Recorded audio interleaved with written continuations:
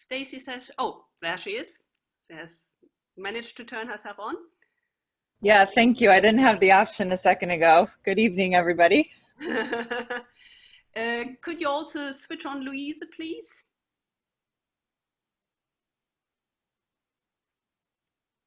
Twenty more seconds to go.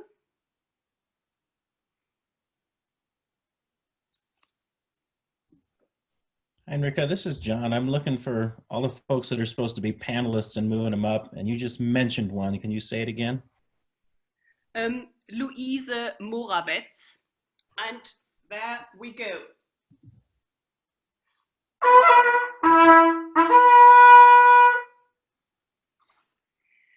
Welcome to our blogging manuscripts panel. My name is Henrike Lehnemann. I'm a professor of medieval German at Oxford, and together with 3 colleagues from the Bodleian Library, we've run a competition to write a blog post to pitch it to us on Polonsky, the Polonsky German project. The Polonsky German project digitizes manuscripts from religious houses in the German-speaking lands, both in the Bodleian Library and in the Herzog August Bibliothek in Wolfenbüttel. So the project has been running now for nearly 2 years, and usually the curators and the librarians post about newly digitized manuscripts. But we thought it would be fun to also hear from users of which manuscripts appeal to them, what their research can contribute to our knowledge about these manuscripts. So we were very pleased to get quite a number, or I think 13 overall contributions, ranging from a variety of some of our earliest digitized manuscripts to some of the latest digitized manuscripts. So what we are going to do tonight is to introduce these blog posts to you, and then it's over to you, because there is the opportunity to have a popular vote, which pitch you thought particularly fascinating or charming or appealing. So at the end of the session, Andrew Dunning, one of the curators at the Bodleian, yeah, he's just waving at you, will post the link to a poll where you can then vote for your favorite blog post. And everybody is encouraged to vote. You're welcome to vote for yourself, even if you are, or to encourage your family and friends to vote for you. So mobilize your fan base. The link to the website where we have temporarily posted these blogs is actually now live and is in the chat. So you can either follow, I'll screen share in a second that with my screen, or you can look at it independently. So what we'll do is Tuija Einonen, who is responsible for the Polonsky German project and managing normally the blog, is giving her professional insights in what appealed to us about blog posts and some general advice of things we learned when reading these blog posts.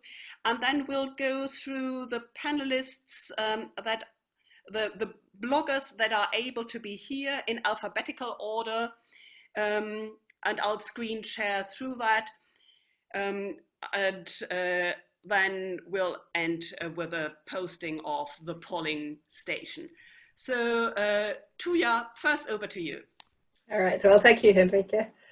Yes, just like Henrike said, well, actually, just a short introduction. I'm Tuija, and I'm cataloging for the Polonsky German project, or encoding the catalog records for the online repository. Next, like Henrike said, I will just give a few short general remarks to our manuscript bloggers about what the panel observed as we read through these different proposals. First of all, we were all in awe of the variety of approaches that the Polonsky German project manuscripts have inspired. Overall, the proposals show very well that the writers understood the task at hand, which was to produce a short and intriguing glimpse into one aspect of manuscript studies and to make it easily approachable to non-specialists. What we were really impressed was were the hooks and humor present in the blog proposals and with the expertise that showed through the various approaches. We also made a couple of observations that testify the academic mind at work, which we would recommend leaving for another occasion. While we will eventually provide individual feedback and editorial comments to the texts, there are a few things to which we would like to draw wider attention when you're writing for generalist audiences. So 1, shelf marks of manuscripts. While we as academics like them, and it is important, even necessary, to include shelf marks of manuscripts somewhere into the blog posts, there are 2 places where they should be avoided. 1, do not include them in the titles. This will not encourage people to read forward, quite the opposite. They are not what can be called sexy titles. 2, don't use the shelf marks as a name of the manuscript when writing in a sentence. Instead, use a title for a manuscript or give a short description. For example, this sermon collection or a 15th century miscellany or whatever is appropriate to your manuscript. And then provide the shelf mark in parentheses when mentioning it the first time. This will allow the reader to skim over the reference part and stay within the flow of the text, and the shelf mark doesn't kind of stop them in their reading. The next time you mention the shelf mark will probably be only in the image description, where again, it needs to be used as a reference tool, not a name. Now this brings me to 2 other observations we made, one about the title and one about the images. The title, keep it short. 5 words is already plenty. It seems that us academics, we want to give a subtitle. Don't. Academic papers have subtitles. Blog posts don't. The title is intended to hook the reader to keep reading. There are some really great and snappy titles in these blog entries, as long as they are kept short. Lose the subtitle in a blog post. That's the main message. Then image. Now, each image deserves a caption. Okay, there could be a potential exception if there's a possibility of putting a thumb-sized image that is embedded in the flow of the text. However, usually the image is a separate entity. In all of these, the caption should include a very brief description what the image is about, what does the person see, and then the shelf mark reference with a folio number. And then, of course, if there are any copyright information that needs to be mentioned. As a final remark for the writers, remember to craft the first paragraph to be engaging. It often makes the online reader decide if they are going to continue to read on or not. Why would they want to read forward? You can summarize your message in your first paragraph. There is no need to hide the big reveal to the end. Frankly, quite likely, there might be quite a few readers that you've lost before they make it to the end. That is an unfortunate fact with online readers. And then just as a final comment, if the current audience who's listening in tonight, if there are people who are interested in the practicalities about blogging with manuscripts to general audiences, I would very highly recommend the recorded IMC Fringe sessions from July this year, July 2020, that launched this blogging challenge. And particularly Dr. Alison Hudson's and Dr. Alison Ray's tips for blogging manuscripts for the general public. This recording is available through the Oxford Medieval Studies blog at Torch website and through the Torch YouTube channel. All right, so next it is time to give the floor or the screen to the people who took up the challenge and are able to be with us here today. Our bloggers, like Henrike mentioned, will present in alphabetical order a few thoughts on the manuscripts that they chose and insights that they might have gained with this exercise. First of all, we are to start with Michael Angerer, and his post on medieval diagrams. So Michael, the floor is yours. Yes, hello, thanks. So the post, you'll find it online now under a slightly different title. It's called Towering Wisdom, Messy Manuscripts and a Confused Scribe. So what attracted my attention to the manuscript I wrote about in the blog post, there was a diagram of the Tower of Wisdom. So that's an allegorical representation in which pillars, doors, and even stones are given individual virtues that all make up the way to wisdom. And once you've reached the top, you have achieved wisdom, in theory at least, because this diagram here gets rather messy when the scribe runs out of space at the top. What surprised me when writing the actual blog post about it was that starting with an imperfect illustration allowed me to actually introduce readers to quite a lot of material. Yeah, I think the next one should a bit further down still. And this is it. You see the messiness at the top when the ordered stones don't quite make sense anymore. But as I said, starting with an imperfect illustration allows me to introduce more material because as a point of comparison, I can bring in a more perfect version of the Tower of Wisdom, in this case, a woodcut held by the Bodleian, which is just above, I think. Yeah, that's it. But instead of starting with a more unapproachable image with lots of text and seeming very academic, I can start with a more human and flawed manuscript. This gives me scope to speculate on the scribe and the actual use of the manuscript, while still bringing in a lot of general information about Towers of Wisdom almost as an aside.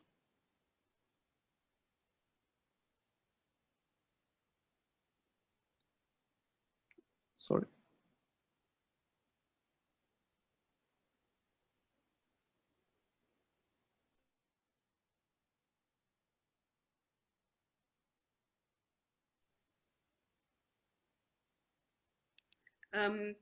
Can you see now Beth's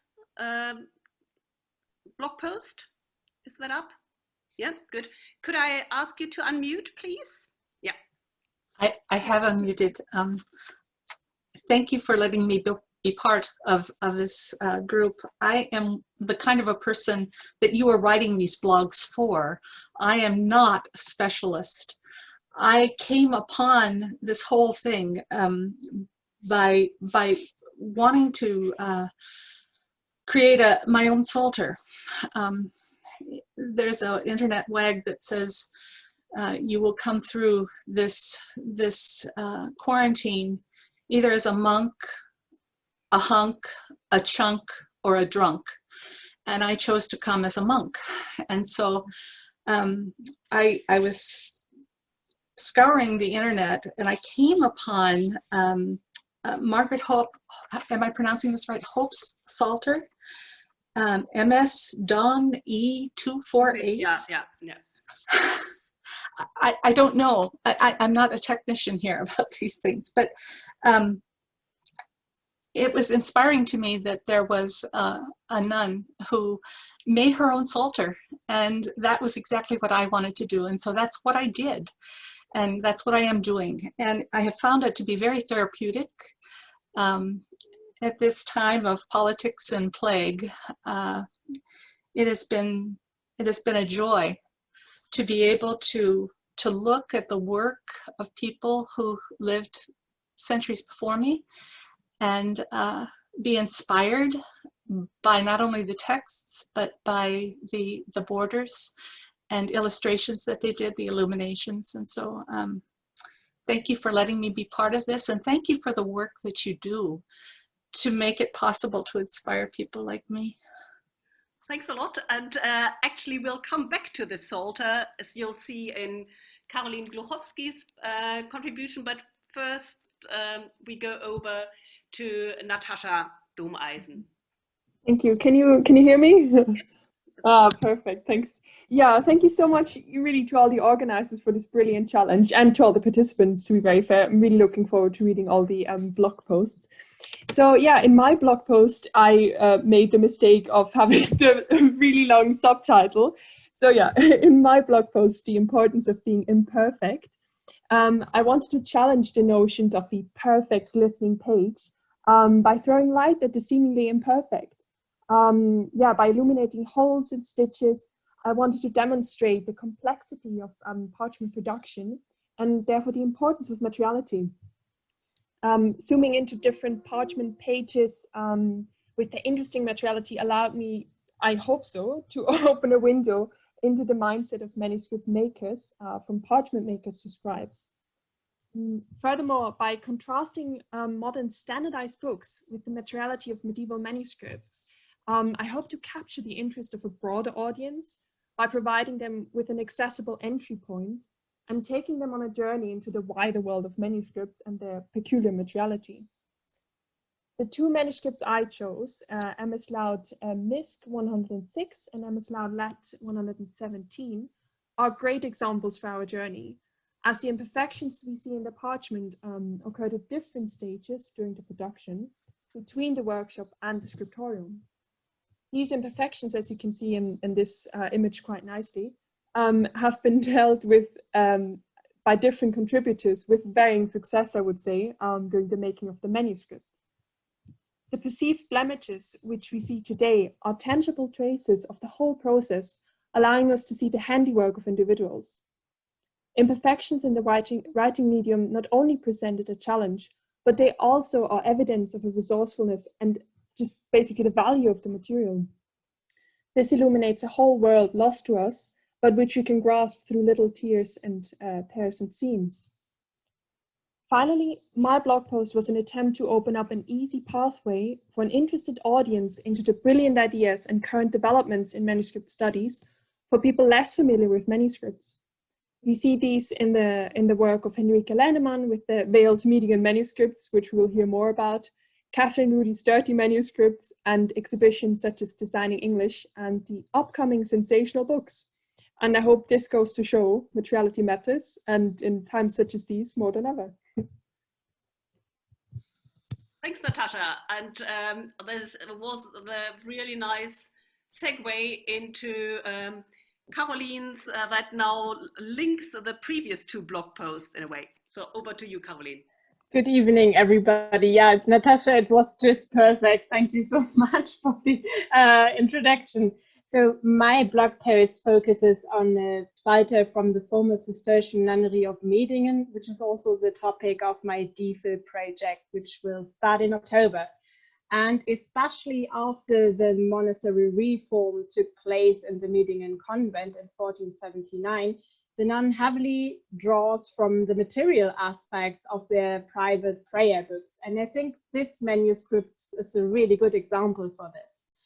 However, against the splendor which is put in the visible praise of God, one easily oversees a codicological feature of this manuscript. You can see these tiny holes here above. And these are material traces, material leftovers from former sewn veils. And there are still some left in the manuscript. So Henrike is scrolling down. So here you see an example of one of these veils still preserved in the manuscript. So foremost, these veils serve to protect the initials, but there is more to them than meets the eye, actually. So these veils actually give the nuns the opportunity to engage or interact with their manuscript. And in this particular case, lifting the veils offers the nuns the opportunity to actually participate in one of the greatest mysteries of Christian belief, the revelation of the Word of God, which became flesh, actually. So I've chosen this manuscript to show or to illustrate two aspects. Firstly, investigating these material traces will help us to gain a broader understanding of late medieval devotional culture.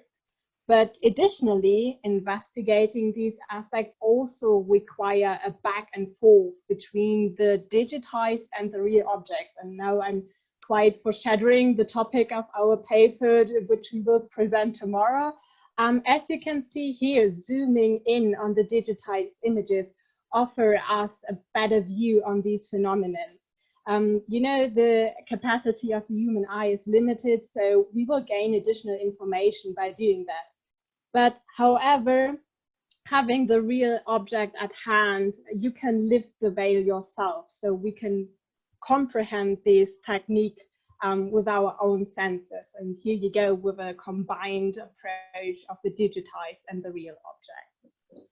Thank you, Caroline. And again, a really nice link to the sensatory experience of a Psalter that is now the topic of Ursula's blog post.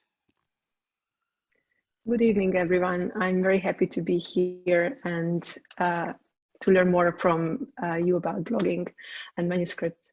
I chose this Psalter, it's a German Psalter, because it features 2 drawings inserted in the flyleaf. And as you know all, it was a quite widespread practice in the late Middle Ages, but I thought it might be something interesting for a wider audience to present this unique setup which we found in this Psalter. And with my blog post, eventually, I hope to show to a broader audience how images in manuscripts can lend insight into the very personal experience of medieval people, how images structured and shaped their personal devotion. And one of the most surprising insights I had while crafting my own blog post was how accustomed I am to an academic style and language.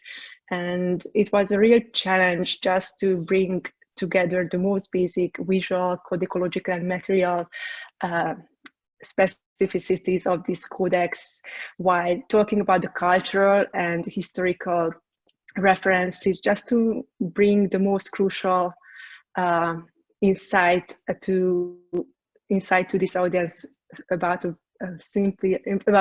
very simple object. Thank you. Thank you a lot, Ursula. And now jumping back several centuries over to Louise, who is in the same period, more or less, as the examples that Natasha showed. Yes, hello. I hope everyone can understand me. For my blog post, I decided to look at a manuscript with Old High German glosses. Of course, because Old High German is my area of research. So I looked at the digitized manuscripts and found the manuscript MS Loud Lat 92, which was very exciting for me because, of course, the Old High German glosses, and then especially because I was looking for a manuscript that could interest a wide range of people, and I found those glosses, which are glossing animal names and animals that are supposed to be food. So I had the subjects of animals and of food, and I was sure that those subjects or those topics are something everyone can relate to. So I thought it would be a good example to write about and to write about the glossing process. And of course, such a tangible subject as food is also something that is a topic very close to everyday life. So the glossing process behind the glosses is also especially interesting to me.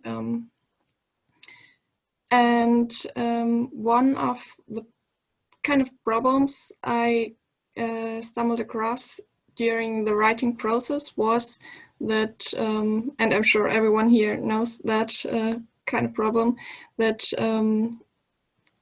after doing some research, I realized there's so many interesting facts about these glosses and about this manuscript, and I had to choose which one I can include into my blog post, because in 750 words, and mine was a little bit too long at the end, but 750 words are not a lot to include everything.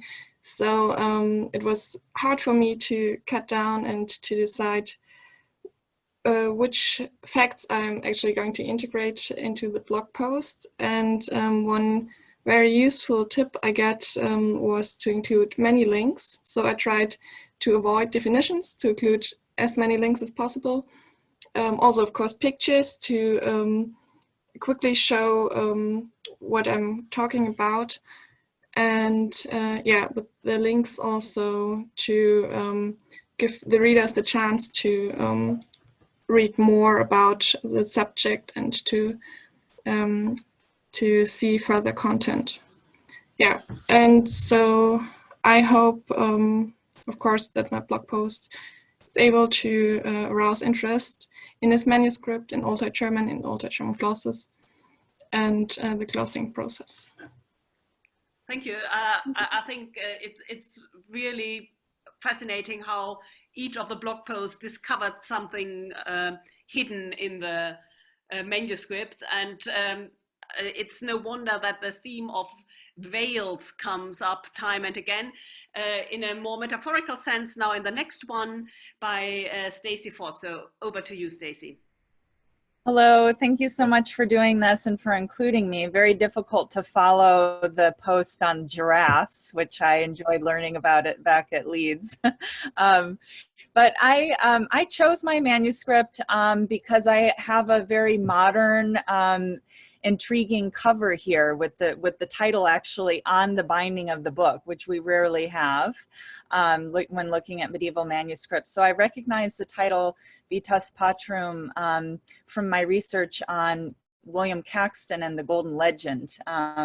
So that's why I chose it. Once I started to get into it, I found that there were more links to my research on female saints and Marian devotion, including the inscription that Henrika just scrolled past. I really, the most important thing I discovered is, of course, the veiled daughter herself, Marina, whose story is actually in the Harley manuscript 2253, which is very important for Middle English scholars, and is later printed by Wynkyn de Worde in 1495. So I had some English context that was bringing me to this manuscript.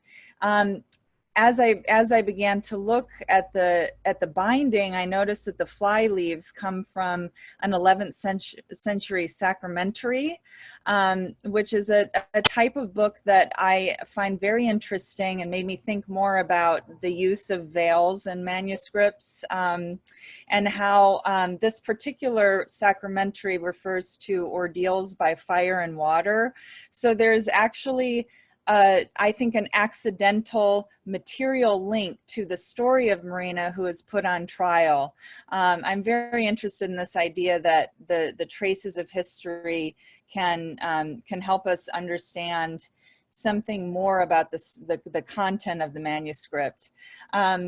So the other thing that I noticed that I learned while writing this is that when I went back to the particular pages where Marina's story is told, there's a big initial. And at first I thought it was a P. And I wrote about this. And this reminded me of the importance of working with other people, because when I shared this with Henrika, she got right back to me and pointed out that you can see it here, there is a little tiny gap at this is not a P, it is a slightly unclosed, very large F for frater. So it's brother, there was a brother rather than there was a father. I thought this was really interesting because this huge initial is referring to a man in this community within a book called the Vitas Patrum, but the subject of the story is the daughter Marina. And I direct you to my blog post for her fascinating story, and hope to talk to all of you some other time about all of these interesting manuscripts. Thank you so much. Many thanks. I don't think we have yet Lisa with us, who said she would be here 5:30. So we'll save her blog for slightly later and go to Anastasia. Is Anastasia here? Yeah. Sorry, I just have, can somebody promote Anastasia to a panelist, please? Anastasia Ropa.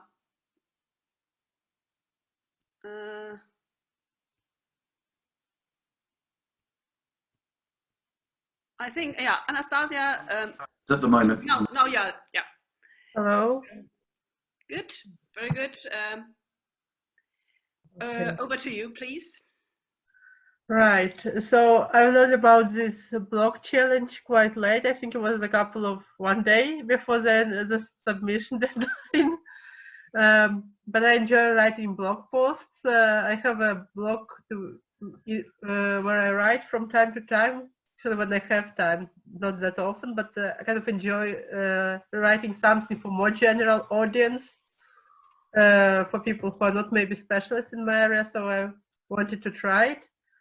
And then I looked at the collection and I saw mostly the manuscripts which were either liturgical or theological. And I thought, oh, really, it's not my field, because I've been studying romances, some other literature, but I was never studying liturgical manuscripts.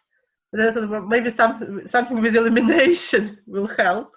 So I looked at the part where they had border illumination. Immediately I saw this manuscript, and this border, it just instantly reminded me of an Arthurian manuscript, which also has a hunting scene with hares and dogs. And I said, wow, that's something I know about. I could kind of speak about it.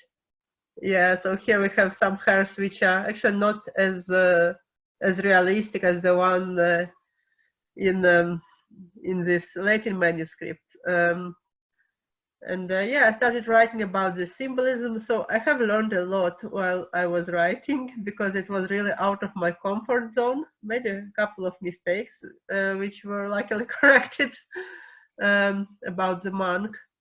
But I was really interested in this hare symbolism because and its interpretation in the bestiary. Hares have this very, very kind of unsavory reputation. They are the devils. They are associated with lust. And actually this year at the IMC I would have been presenting at a round table about hares, and the round table didn't take place because the organizers didn't want to promote it to the virtual environment. So for next year I'll have more material now. And thank you for accepting this block at a very late date. Perfect. No, it was really nice to have some crossover to secular manuscripts and I think one of the interesting things has been how in these manuscripts from religious houses, such a wealth of of information comes from all walks of life.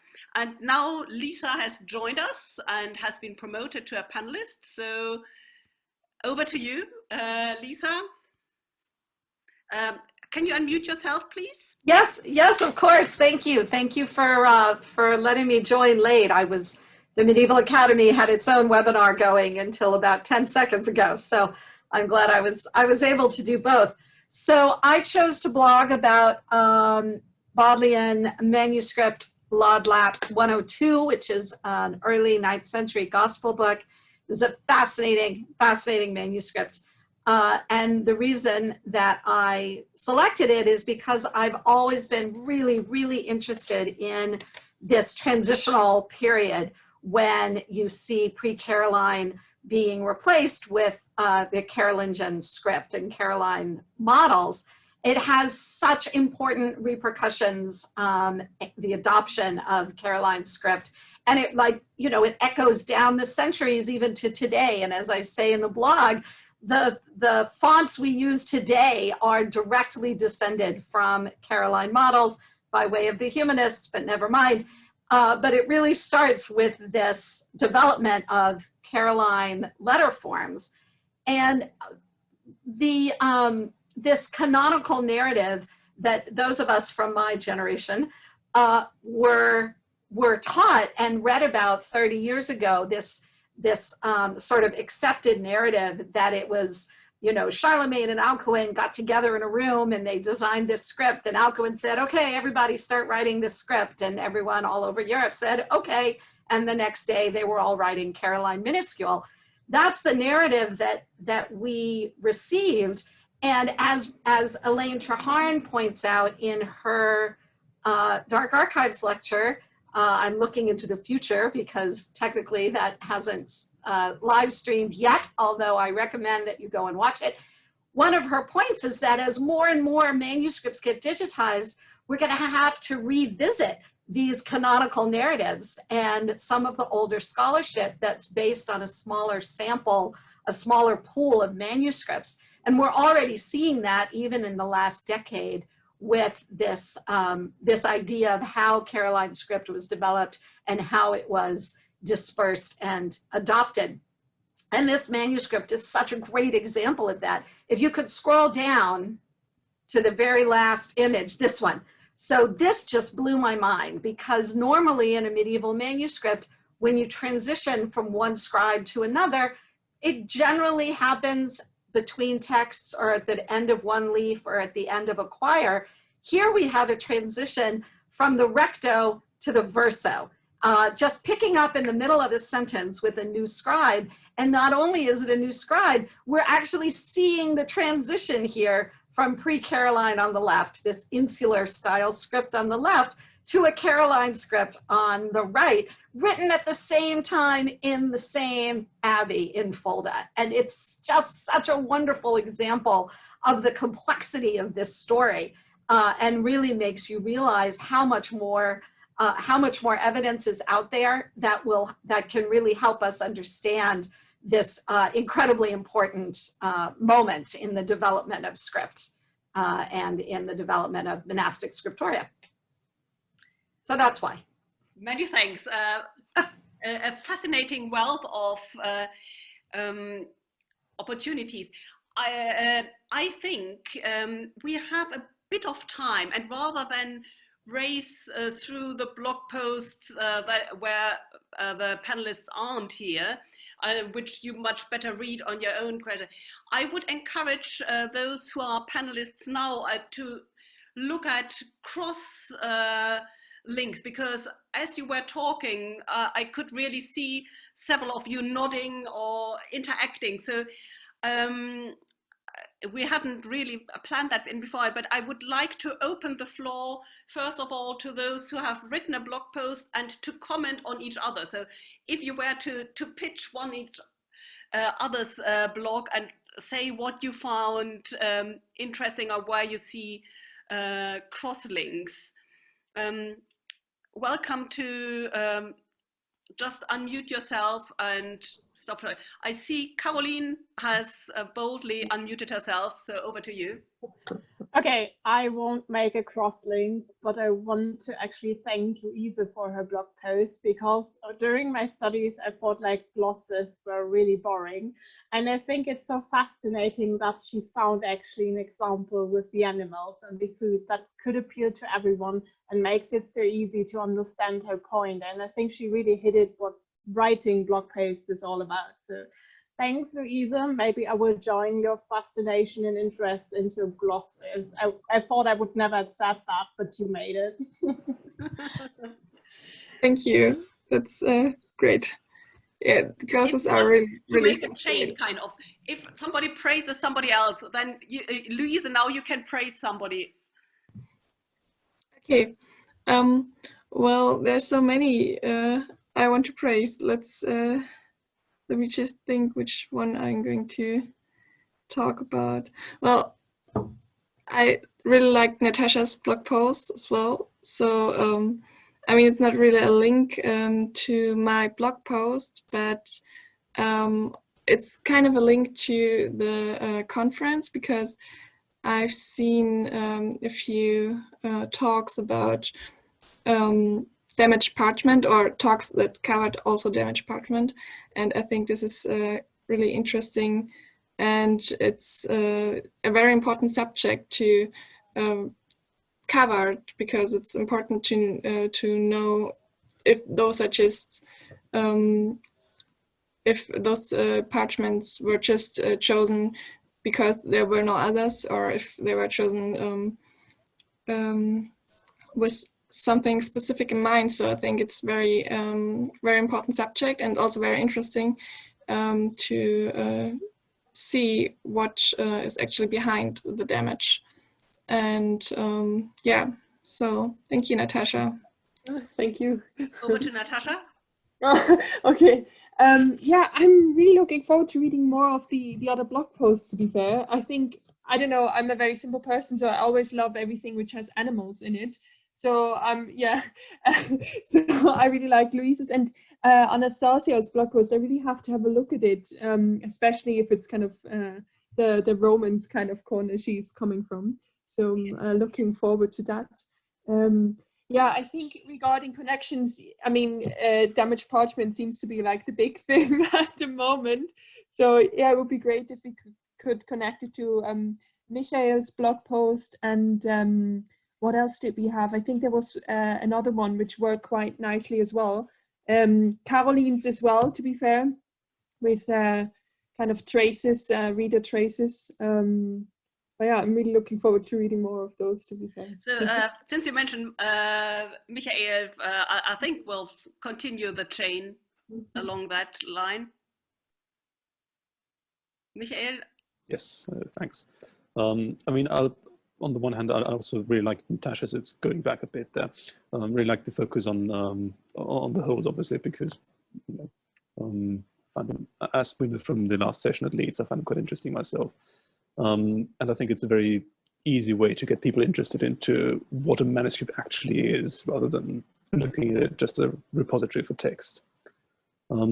Otherwise, I have to say I really like the somewhat more unorthodox way that Beth approached this blog post of yes, making psalters past and present, which you go a bit into, you know, a really personal approach to the Middle Ages in this case, and a really good way to introduce, you know, readers to a side of medieval manuscripts that they could very well reproduce themselves. Thanks. We have among the attendees Mark Polonsky, who will be giving the prize in 2 days' time. And it was really discussions with the Polonsky Foundation, thinking of how we could make manuscripts more accessible. And one of the ideas we actually had was to have a scriptorium. And it hasn't been possible in person. And we had intended it to be in the Blackwell Hall in the Western Library and to sit everybody down together, but I'm very pleased that it has inspired now even remotely. So Beth, over to you. You have to unmute yourself once more. Sorry. I'm sorry, I'm new to all of this. Thank you so much. I myself was really impressed with Lisa's presentation. I'm one of these people who have accepted the narrative that was told to me about Charlemagne and Alcuin, and to think that maybe that wasn't so, and that I need to revise these things. I'm learning so much from all of you. I just thank you for this opportunity and the things that you're teaching me. This is it's not only inspiring me for my Psalter, but it's also educating me. Thank you. Thank you, Lisa, for that.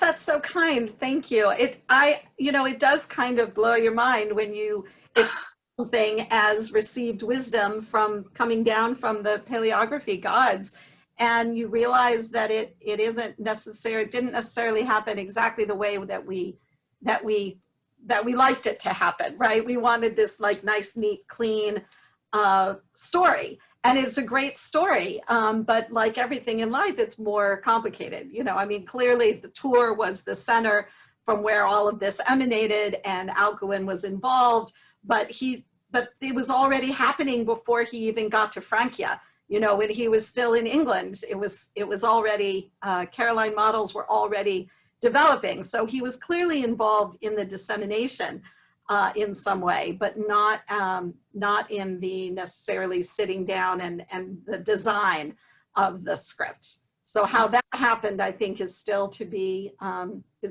determined. There's a lot of work to be done, I think, and as more manuscripts come online, we're going to start seeing some really exciting discoveries and some really interesting ways of thinking about this really important moment.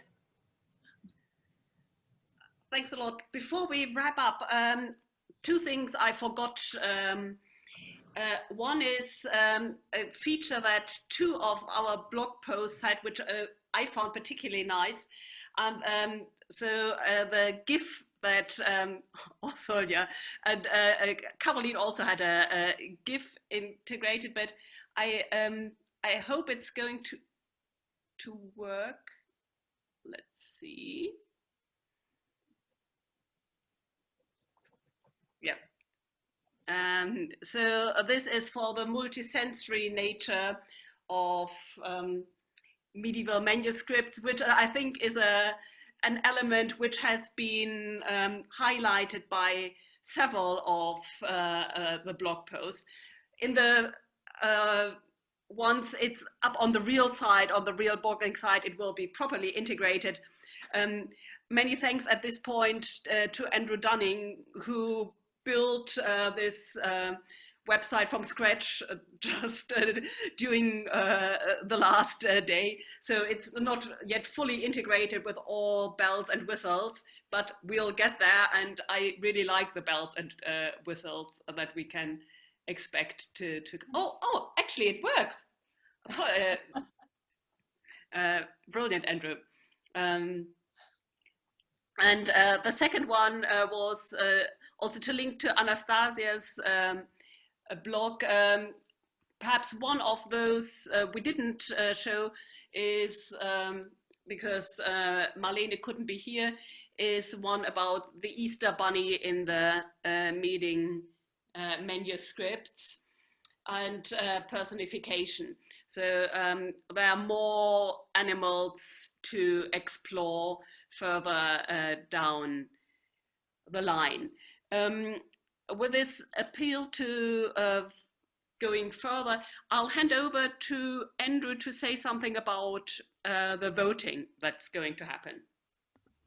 Yeah, so we are going to, in just a moment, we're going to send around a link in which you can vote for your favorite of the posts for our People's Choice Award. We've gone through all of the posts, and you've given us the people who sent the submissions give us a very difficult task, of course, in trying to come up with our favorite posts, and we argued over the criteria we should use, of course. And in any case, there's going to be voting, and we're also asking for your comments on which one, why you actually liked your favorite post. And we're going to be selecting from those comments at the Thursday Awards presentation. So if you want to say something really complimentary about your favorite person anonymously, this is your perfect opportunity.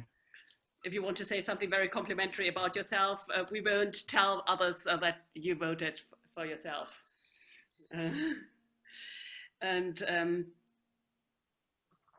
Yes, I should say voting is entirely anonymous.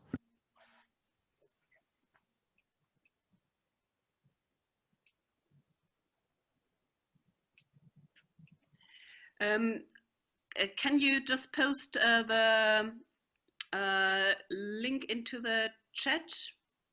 Yeah. So this link will also go up on the internal website of the Dark Archives conference. So everybody who is registered for Dark Archives is allowed to vote. So you are welcome to gather support among the other people at the conference. And I just see that Stacy mentioned one further blog post, so I'll briefly show that so that people know what she's referring to, and that's Yeah, thank you. I just thought, you know, we were talking about what the manuscript is and the holes in the parchment. There's also this really nice piece about the scribe just talking about how long it took him to do the manuscript when he finished it. And this is something that also printers did. William Caxton talked about how long it took him to translate something. Yeah. For the Vidas Patrum, Wynkyn de Worde said he finished translating it on the last day of his life. Yeah. And that actually might be a nice end word for our session. So the scribe in Nürnberg writes, geendet danach in dem 42. Jahre am Montag in Mittag nach St. Bartholomäustag des heiligen 12 Boten. Ich war's nie so froh, uns durchschreib, finito libro. With this, we'll end today's session. See you all at the very latest on Thursday, when we'll reveal who won the competition, and there will be laudationes from the curators at the Bodleian, and the popular vote will be presented with a selection of the best quotes from the praising in the submission form by Mark Polonsky. So,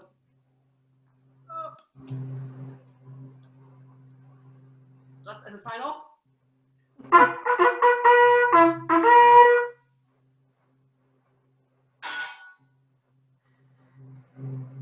Thank you. Thanks.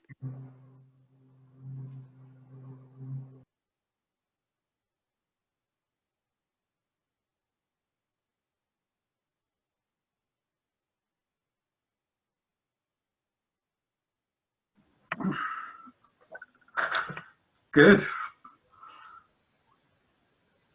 Thanks, Stephen, for managing all the panelists, quite a number. Oh, it's okay. I think I wasn't Tom, I think, was really managing them. I was just thanks, Tom, in the background,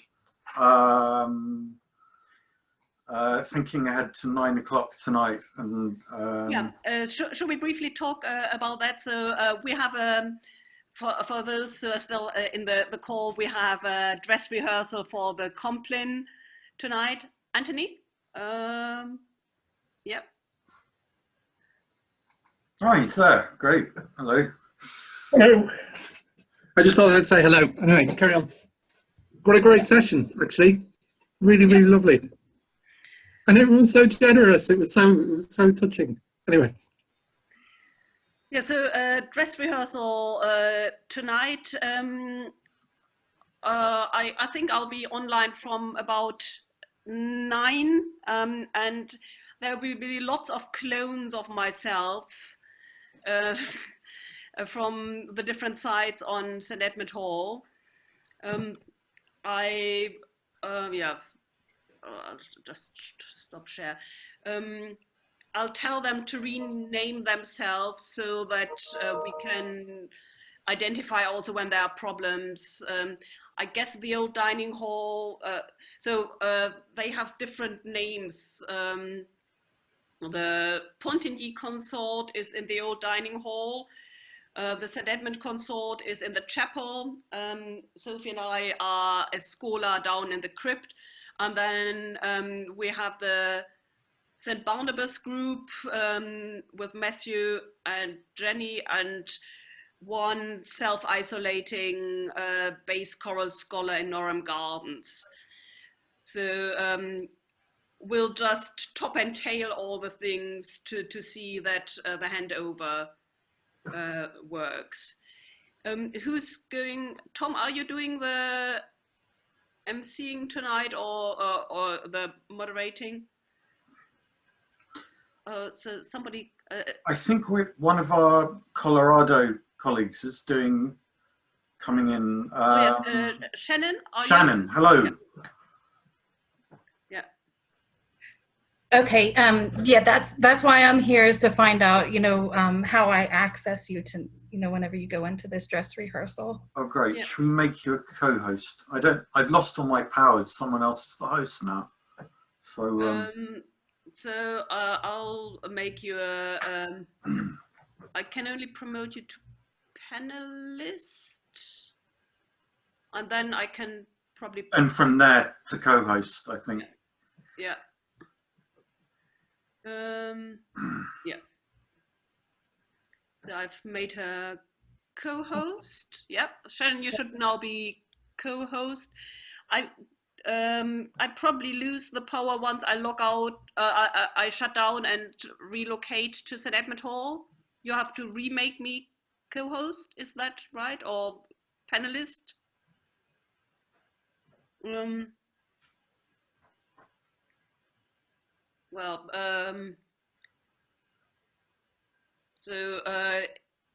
If you could make, if you are co-hosting, every instance of Henrike Lehnemann joining a panelist, please. Have we proven that you can actually do this?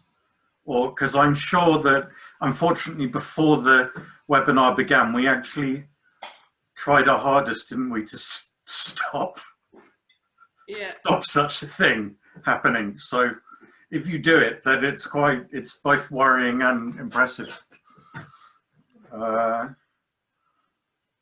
But I'm quite happy just to create all necessary new registrants.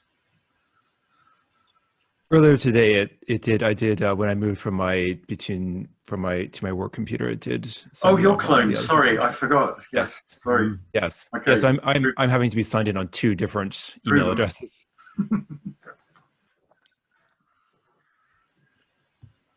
Oh, that's okay then. Yeah. Andrew, does the video work on both? Yes, it should. I mean, I just have the other computer doesn't have a webcam. I just turned it on just as a backup to the backup. It's great. It's literally one of our few hosts on an institutional connection at the moment. Yeah, I think it's that computer's wired into the Bodleian network, so yeah, it's not going that's anywhere. really very good. Yeah, so I'll be down in the crypt. We have an Ethernet cable now. Oh, great. Well. So I'll be on the St. Edmund Hall Ethernet cable down in the crypt, which is a first. Probably for the Norman crypt.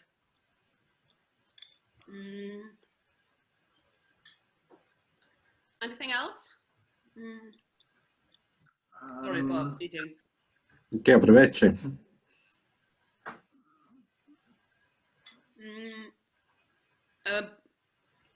Yeah, so I'm just seeing everything is recorded, including my chewing noises. When Oh, I thought.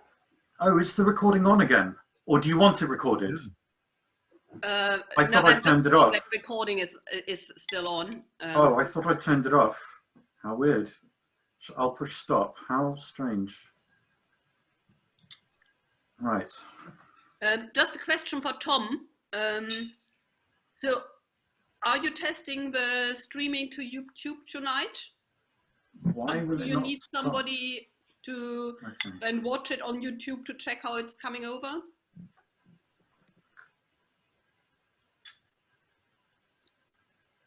I think Tom might be there only as a zombie. He said he was looking at it. I think I had to set up a second streaming thing today to do the captioning, because you stream your stream to a website which then captions it and then spits it all back into Zoom as subtitles of varying accuracy. But as far as Zoom concerned, that's also a streaming service. It's streaming it out into the world somewhere. So Andrew, I'll just send out as is, but with the hashtags and on its own. And I'll popular award, I think. Yeah. All right, I'll sign off for now, just to switch over my mind to singing. Okay. And we'll test from, I think we said we would start setting up 8:45. Okay. Well, I'll just leave my connection on and Thank you. Good, perfect. I'll just loiter in case. Should we just And thanks, Andrew, for really impressive how you set up the blogging entries. Oh, you're very welcome. One quick question. Is it okay? Is there any problem if we, since we're just sending out the email shortly, should we just change the time to 8 instead of, for the close for the poll instead of 7? Yes. I'll just bring it up. Sorry. Just to make it 24 hours. Oh, right. Yeah. Yeah. Oh, great. So if I get my an email about the What's this on? Yeah. about the competition. That's good. Yeah. Great. Dear attendees, until okay, I'll do that, and I'll just send it out right now. Excellent. Without anything else. And in fact, I've just been copying and pasting the 700 addresses.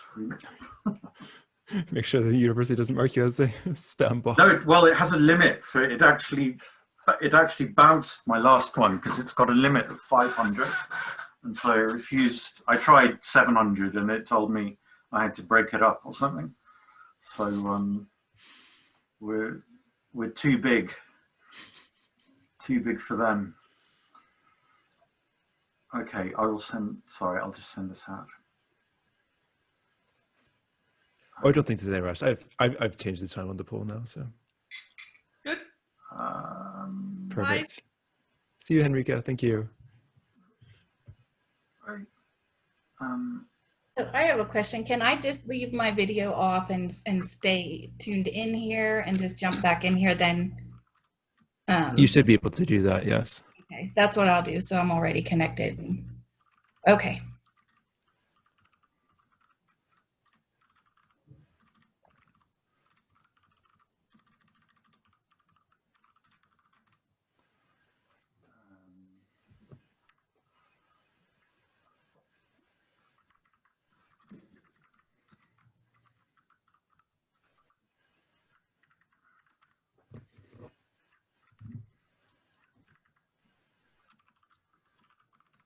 Attendees, attendees.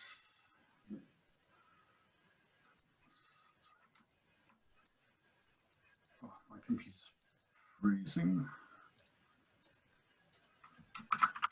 Stephen, there's nothing, you didn't need any further information from me, did you? No, I'm just saying, so I'm just going to put, maybe I'll just communicate with you very quickly by text message, by email. Is that okay? Oh, certainly, yes. I'll just send you the draft. And okay, you certainly. decide you're happy with it. That's wonderful, thank you. Okay, great. Well, I'll do that in the next 3 minutes. Great. And there's nothing else you need from me for tomorrow? No, I don't think so. No, I've just got to make sure. No, I don't think so. We've just got to do some other things like make sure everyone's registered and all the rest of it.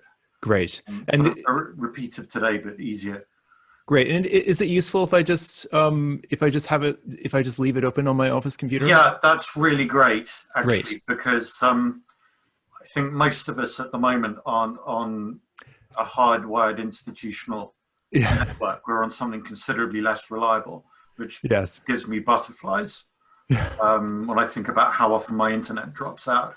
Oh, mine does too. It's really great to have one of the hosts on there. Great. I mean, the only downside is if someone sends me a message on it. I mean, I'm not there after 5, so. Oh, right. Okay. They'll probably. As long as it's perpetually on there, that's. That's perfect. Excellent. Well, thank you. This has been a great day. Yeah. I really enjoyed it. Yeah. Thank you. Okay. I'll get this over to you in a couple of minutes. Great. Thank you. Okay. Bye. All right, good. We've got 12 participants left. Really good. Whew.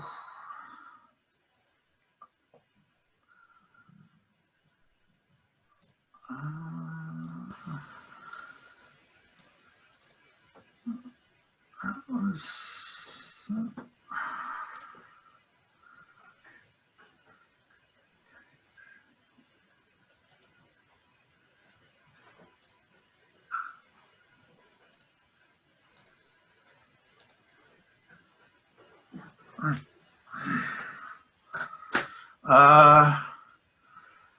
Right.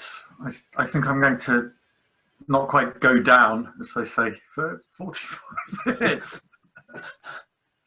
Let's lie down, perhaps. Lie down, yes. I'm going to actually go out and with the dog off. Yeah. That's my evening task now. Where are you going? Is this to drive? No, you just drove to pick your son up, didn't you? daughter, actually. Daughter. Playing Oh, football. sorry. She's got a fantastic career ahead of her. I'm sure you said son. No, I didn't. You're just sexist. I'm going to tell her this. And she'll be very- What? I automatically turn. Yes. Definitely very strange. Anyway. Yeah, no, that's right. Possibly worse. Oh dear. Anyway, she complained bitterly about having to watch a Saudi Arabian film of promoting feminism for an hour in Arabic with no real subtitles. But you complained, or she did? No, she complained. I mean, she thought right. that was even too much for her. So, right. Anyway, but yeah, so I'll try and log on for the Complin. Okay. I'm back. Yeah, we really need to get like canon lawyer. I'm really worried about like where exactly this Complin is in the cyber realm. Yeah, no, yeah, it's yeah. I want to know. Anyway, yeah. Well, I suppose it's mainly where the most of the people are, I think. Do you think so? Yeah. Oh, okay. Yeah. I think that's how it would be. Anyway, well, I mean, we can actually raise that maybe. Yeah. No, we're not recording again. If we have Florida again, we could actually discuss that about, you know. Yeah, we're not recording this. Someone else might be. So with Florida, yes. Yes. Yeah. You sort of need a coin. You need some sort of the Kretel. Yeah.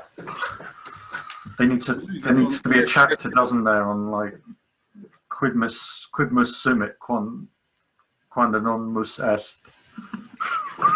Something. Right. Okay, I'm going now. I've got to do this. I need to lie down, actually. I do need to lie down. Right. Right. Okay. See you later. All right.